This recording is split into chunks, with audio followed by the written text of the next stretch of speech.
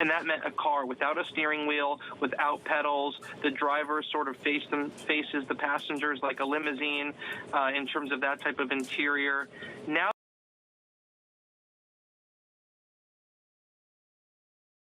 what exactly does this mean? They're still going to come out with a car in 2026, but it won't be a self-driving vehicle? So Apple is aiming to indeed launch their first electric car as early as 2026.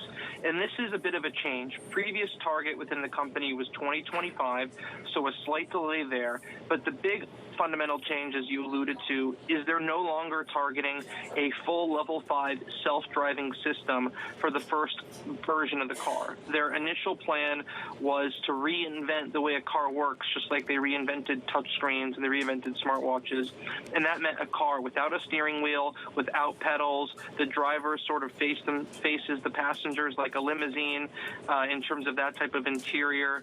Now they're looking at something a bit more traditional. So they're looking at a more traditional car, electric obviously, with a steering wheel and pedals like you get with a Tesla, with full self-driving capabilities, but initially only for highways and freeways. So less complex zones like city streets, mountain ranges, and during bad weather.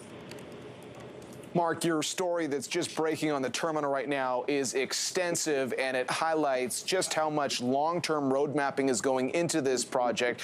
But walk us through just some of the other considerations on the time frame here. You have different executives, some who have turned over, people working in different countries, including, a team that is working on this project in a city like Ottawa in Canada. And then on the design side, it sounds like you're now hearing that they'll likely get there by, I believe, next year, but they're not quite there with the final designs yet? Not there with the final designs yet. This car is still in a pre-prototype stage, so I don't know what it looks like. They don't even know what it looks like under this new direction. They are aiming to have an industrial design hopefully finalized by 2023, by the end of next year. Much of the engineering work to be done next year and the year after. They're aiming to try to get feature complete by the end of 2024, and they're trying to get a car out by 2026 after doing extensive testing across 2025.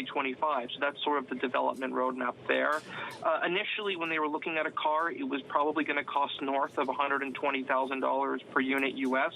Now they're looking for something a little bit more in the 100,000 range, which would put it at the low end of the Tesla Model S as well as the EQS from Mercedes.